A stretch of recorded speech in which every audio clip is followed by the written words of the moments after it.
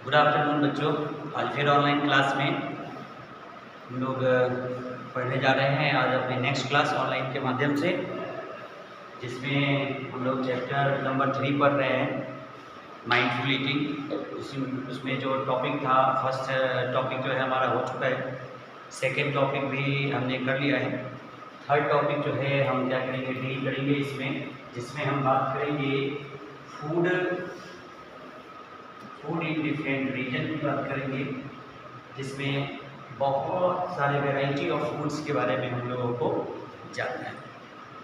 जैसे कि क्लास में जब आपका फर्स्ट डे क्लास हुआ था, उसमें हम लोगों ने देखा था कि हम लोग बहुत तरह के जो फूड मटेरियल है, फूड आइटम्स है, उसको क्या करते हैं, हम लोग कंज्यूम करते हैं।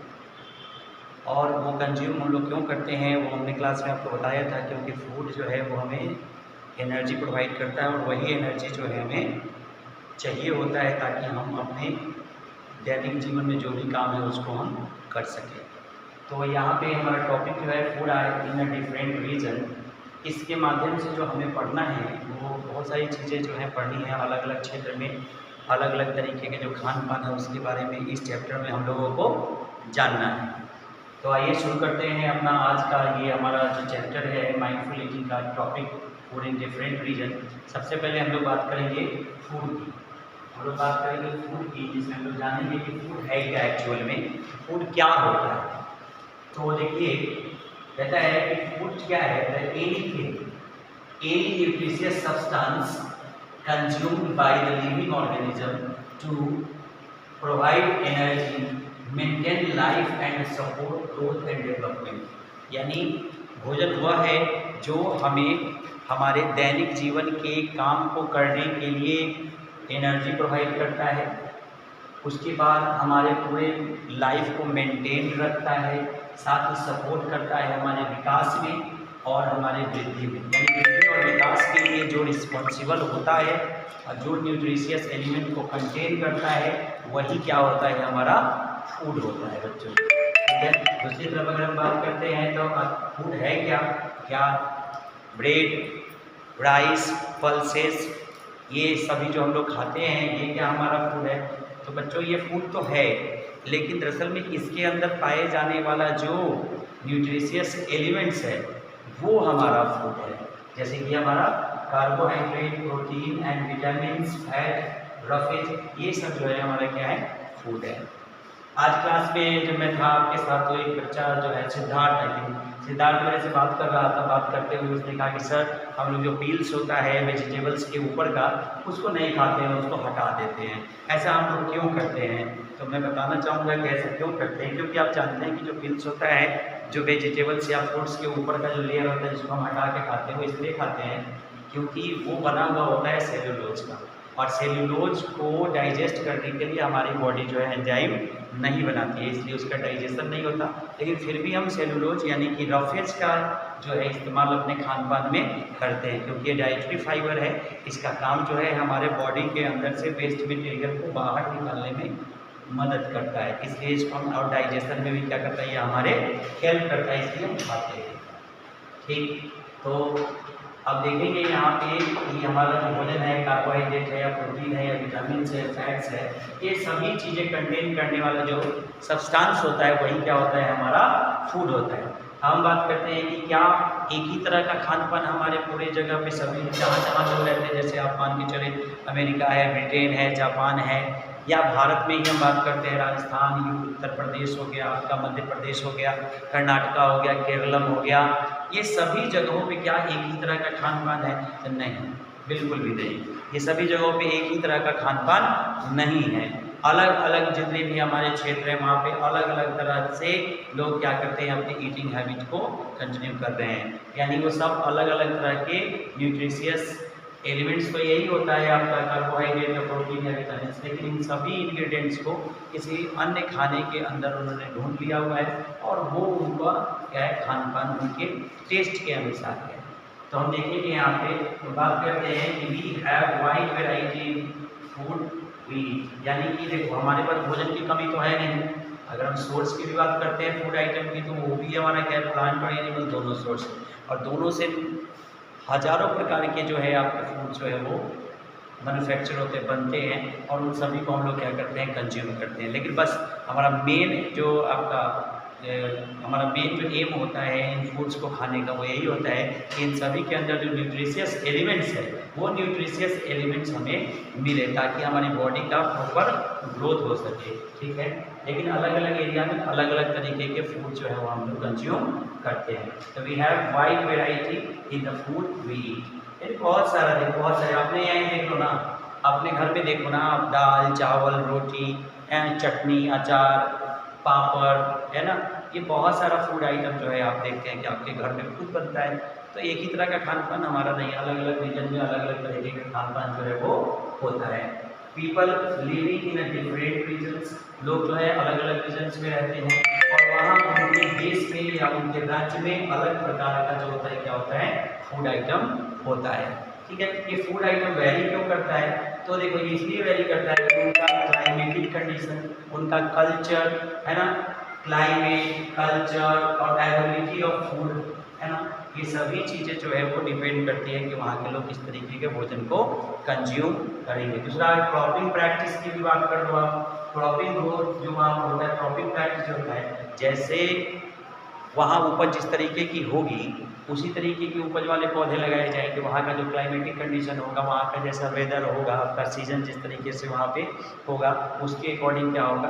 आप अमूमन देखते हैं कि हमारे यहाँ रबी क्रॉप्स, खरीफ क्रॉप्स, है ना, ये सभी क्रॉप्स जो है कॉमर्शियल क्रॉप, इन सब की क्रॉपिंग होती है।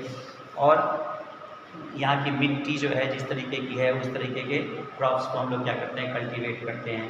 दूसरा रीजन है जहाँ पे आप जानते हैं कि ब्लैक सॉइल्स यानी कि काली मृदा मिट्टी जो होती है वो कपास की खेती के लिए ज़्यादा करके वो अच्छी होती है ना।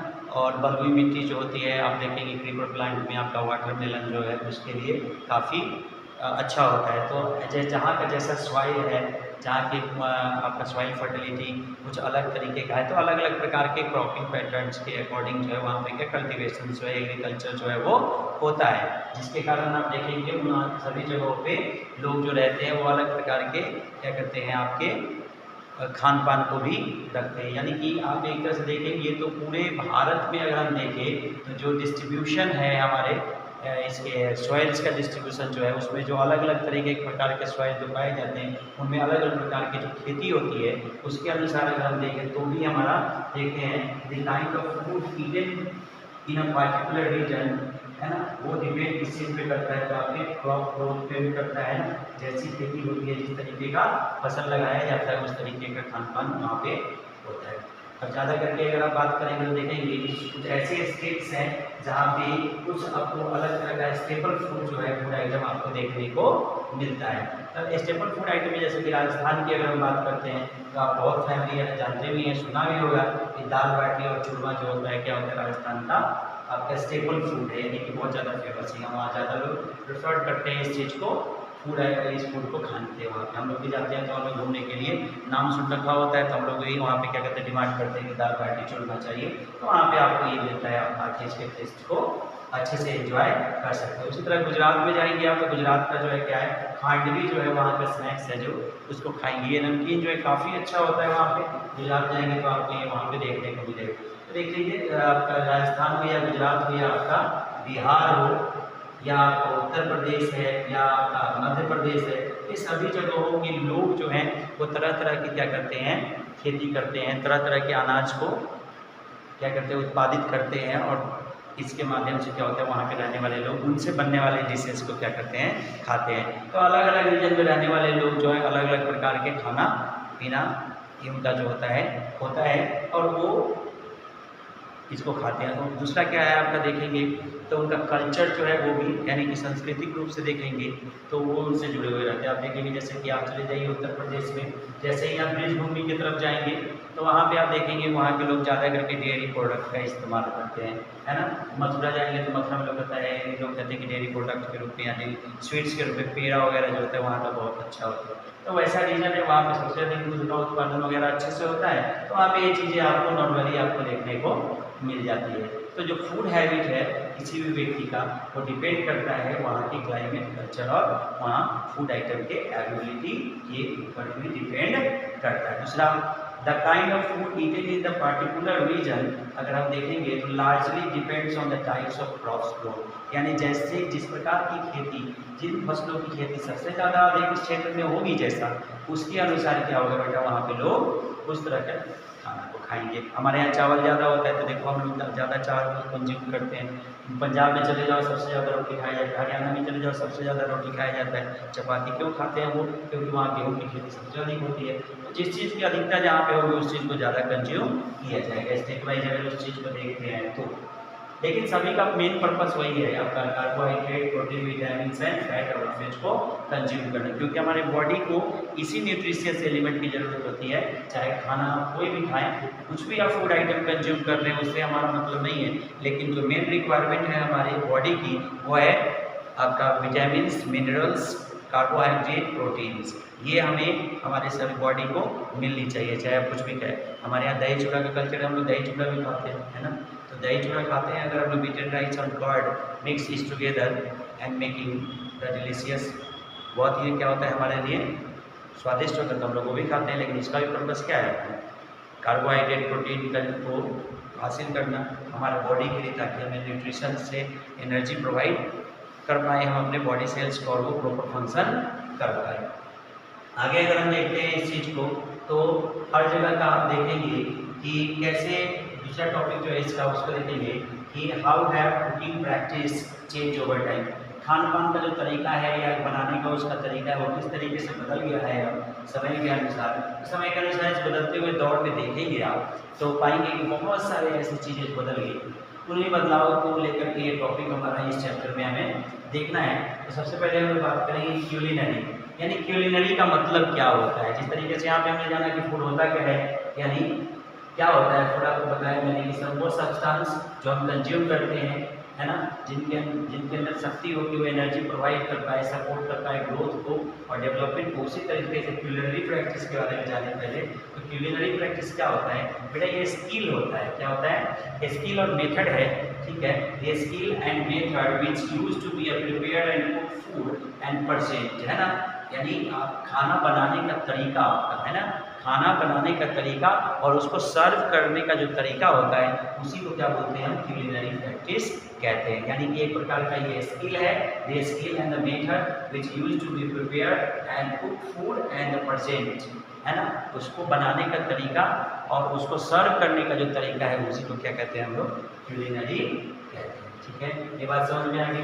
तो ये दो तरीके से हम लोग इसको करते हैं, पहले जो करते आ रहे थे और अब जो हम लोग कर रहे हैं। तो पहले जो करते आ रहे थे वो हमें ट्रेडिशनल मेथड था।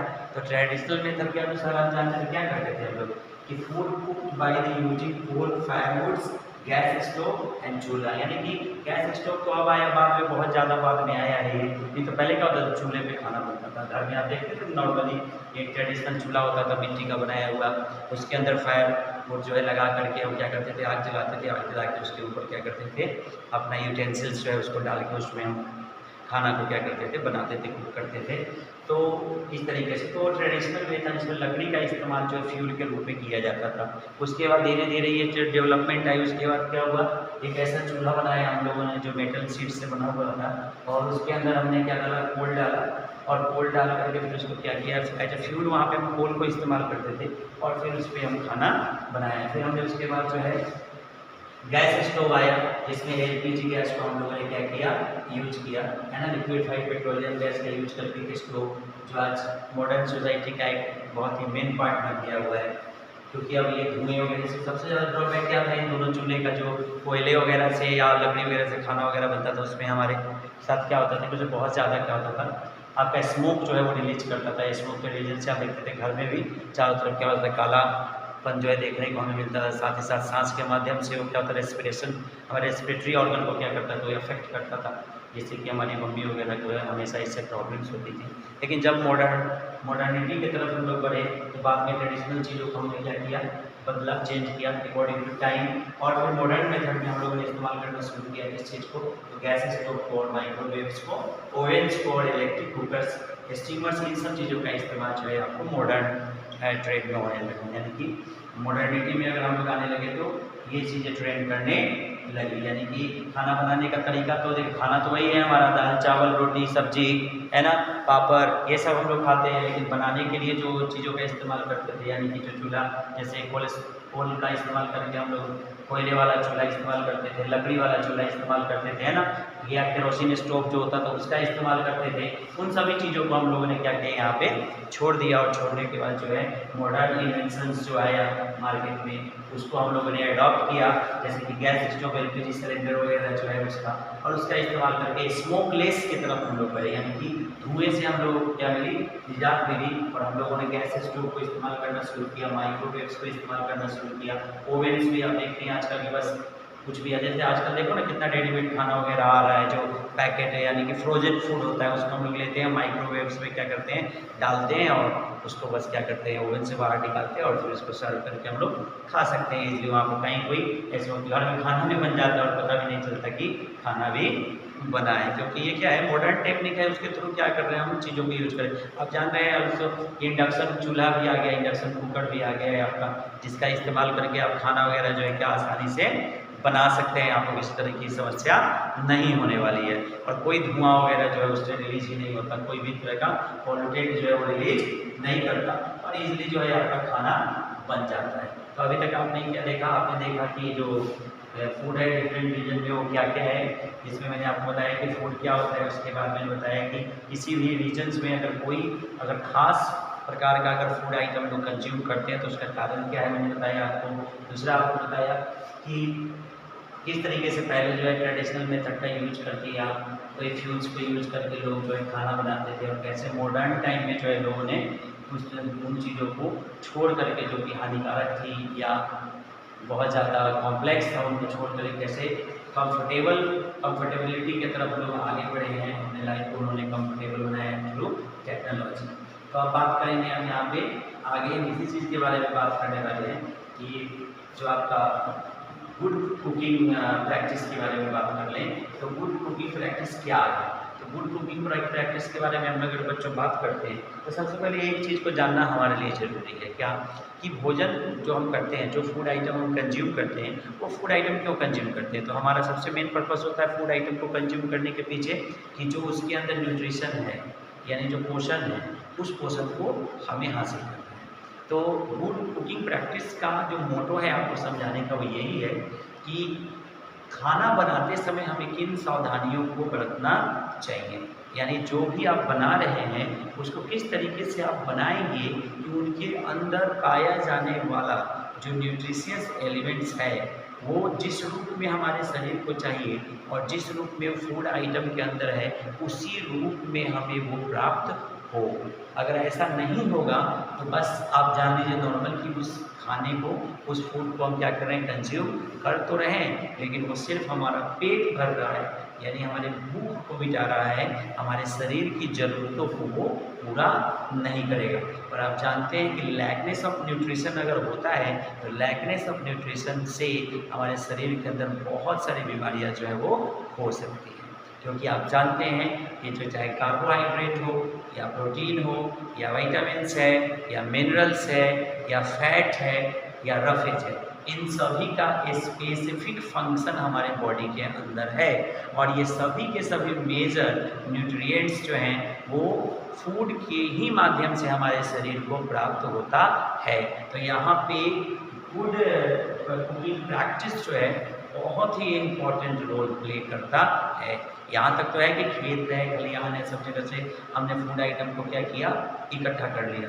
अब उनको कंज्यूम करने के लिए जो प्रिपरेशन है उसका, जो हम लोग खाना बनाने का जो तरीका है हमारा, उस पर ध्यान देना बहुत ज़्यादा ज़रूरी होता है।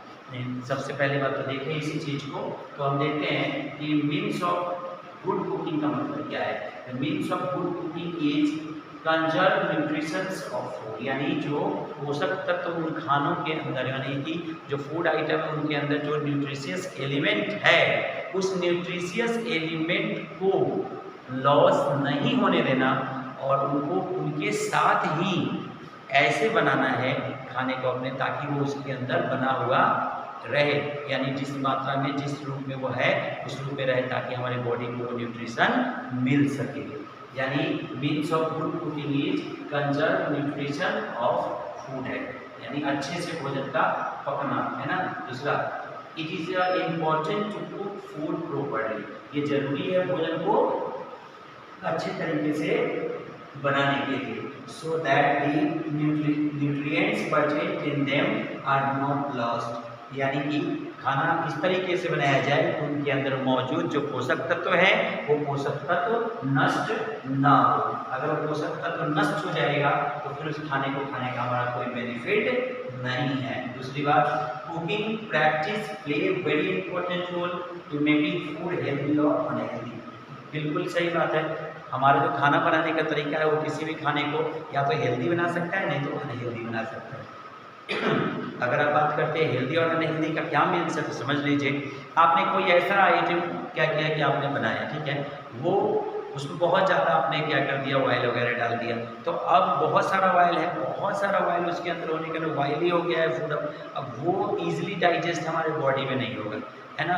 और उसका डाइजेशन अगर प्रॉपर नहीं होगा तो उससे मिलने वाला न्यूट्रिशन तो गया ही नहीं, ज़्यादा जल गया या पक गया तो उसका डैमेज हो गया, साथ ही साथ उसको कंज्यूम करने के बाद जो हमारे डाइजेस्टिव सिस्टम है उसके ऊपर लोड बहुत ज़्यादा पड़ेगा, जिसके कारण उसका डाइजेशन जो है क्या हो सकता है, बिगड़ सकता है, यानी खराब हो जाएगा, जिससे आपको परेशानी का सामना करना पड़ेगा। यानी कुकिंग प्रैक्टिस बहुत ही इंपॉर्टेंट रोल प्ले करता है, या बनाने के तरीके पे भी निर्भर करता है। किसी चीज़ को आपको जिस तरीके से बनाना चाहिए था, अगर उस तरीके से आप नहीं बनाएंगे तो उसके अंदर का न्यूट्रिशन नष्ट हो सकता है। दूसरा, उसके ना अच्छे तरीके से बनने से वो उसका डाइजेशन प्रॉपर नहीं हो पाएगा बॉडी में, तो वो भी हमारे लिए क्या होगा, अनहाइजेनिक हो जाएगा, अनहेल्दी चीज़ हो जाएगी, जो हमारे स्वास्थ्य को क्या कर देगी, बिगाड़ देगी। तो हम अगर बात करते हैं कि क्या है फिर, तो देखो कहता है यहाँ पे कि over time cooking method is change due to a technology, different lifestyle, better transportation and improve by way of communication. देखो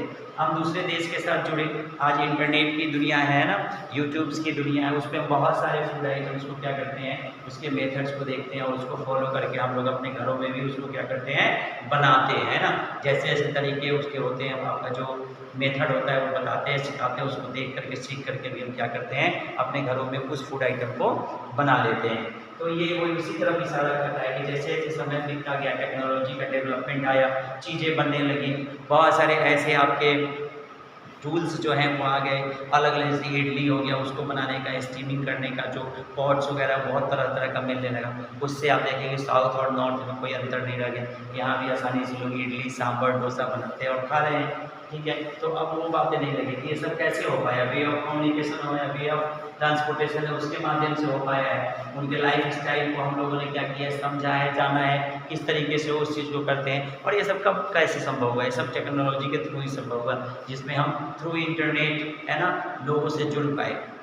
यहाँ से बैठे हुए अमेरिका में कुछ ऐसा फूड आइटम है जिसको हम जानना चाहते हैं कि वहाँ के लोग क्या खाते हैं, उनका लाइफ स्टाइल कैसे है, किस समय खाते हैं, इन सभी चीज़ों को जानने के लिए हम ऑनलाइन जा करके वहाँ पे रहने वाले किसी व्यक्ति से हम डायरेक्ट वीडियो कॉलिंग से बात कर सकते हैं, या वहाँ उस टॉपिक पे बने हुए वीडियो वगैरह को यूट्यूब वगैरह से देख करके भी हम लोग क्या कर सकते हैं, इस चीज़ के बारे में जान लेते हैं, और जान करके उनके द्वारा बताए गए तरीक़ों के अनुसार हम उन चीज़ों को यहाँ पे इकट्ठा करके फिर उस चीज़ को बना लेते हैं और उनको हम कंज्यूम करते हैं। तो मतलब ये सभी चीज़ें आप देखेंगे कि बदलते गई है ना। तो ये एक दिन का परिणाम नहीं है, ये वर्षों से चली आ रही है, लगातार जो चेंजेज है उसके परिणाम स्वरूप आज का जो हमें मॉडर्न सोसाइटी जो है देखने को मिलता है, जहाँ पे आप किचन में अगर जाएंगे तो देखते हैं आपकी चिमनी वगैरह लगा हुआ है, इसमें थोड़ा सा भी स्मोक है, स्टीमिंग कुछ है, तो वो सब क्या होगा, बाहर निकल जाएगा। दूसरा क्या है कि किसी तरीके से अगर कोई नॉर्मल चीज़ें केक बेक करना है तो माइक्रोवेव्स है, इलेक्ट्रिक कुकर भी आप देखेंगे घरों में है, ये सब क्या है, सब टेक्नोलॉजी का ही कमाल है, जिसके माध्यम से अलग अलग तरह के टूल्स को क्या किया गया, डेवलप किया गया। इवन यहाँ तक आप आते हैं, यहाँ पे देखते हैं स्कूल में आप लोग, तो हॉस्टल की तरफ जब आप जाते हैं तो देखेंगे वहाँ पे कि आपको एक रोटी मेकर बड़ा सा मशीन देखने को मिलता है। क्या है ये, टेक्नोलॉजी ही तो है। पहले ट्रेडिशनली क्या होता था, उसको हम रोलर से क्या करते थे, उसको बनाते थे, लेकिन अब क्या है, देखिए मशीन जो है वो रोटी को कितने अच्छे से बना के सेक करके क्या कर रहा है, बाहर करते हैं। यहाँ तक कि जो है आटा वगैरह जो मैनुअली हम लोग क्या करते थे, लगाते थे, लेकिन अब वो भी मशीन के द्वारा किया जाने लगा। तो सब क्या, ये टेक्नोलॉजी डेवलपमेंट का ही परिणाम है। तो यही सारी चीज़ें हैं थी इस टॉपिक में। 3 टॉपिक थे हमारे ये फूड इन डिफरेंट रीजन में। पहला टॉपिक था कि फूड क्या है, जिसको हम लोगों ने जाना कि फूड वो है जो हमें पोषण देता है और जिनके खाने से हमारे बॉडी में क्या मिलता है, एनर्जी मिलता है, ग्रोथ मिलता है और डेवलपमेंट हमारे बॉडी का होता है। दूसरा हमने देखा कि अलग अलग क्षेत्रों में अलग अलग प्रकार के खान पान, यस, अलग अलग क्षेत्रों में अलग अलग तरह के खान पान डिपेंड करता है वहाँ के क्लाइमेट पे, डिपेंड करता है वहाँ के कल्चर पे, डिपेंड करता है उस फूड आइटम के अवेलेबिलिटी पे। फिर हमने देखा कि फूड जो है और किस कारण से अलग हो सकता है, तो एग्रीकल्चर प्रैक्टिस जो है उस रीजन का, उसके ऊपर भी ये क्या करता है, ये डिपेंड करता है। दूसरा टॉपिक हमारा था how have a cooking practice change over time, कैसे समय के अनुसार जो कुकिंग प्रैक्टिस बदला है। तो उसमें हम लोगों ने देखा क्यूलिनरी के बारे में। तो क्यूलिनरी क्या होता है, तो ये एक स्किल और मेथड्स है जो यूज़ किया जाता है खाने को बनाने के लिए या उसको सर्व करने के लिए, उसको क्या कहते हैं, क्यूलिनरी कहते हैं, ठीक है। उसके बाद इनमें क्यूलिनरी में हमने देखा कि ट्रेडिशनल और मॉडर्न। ट्रेडिशनल में हमने देखा वो मेथड जो परंपरागत तरीके से खाना बनाने के लिए हम लोग यूज करते आ रहे थे, लकड़ी से चूल्हा जला करके खाना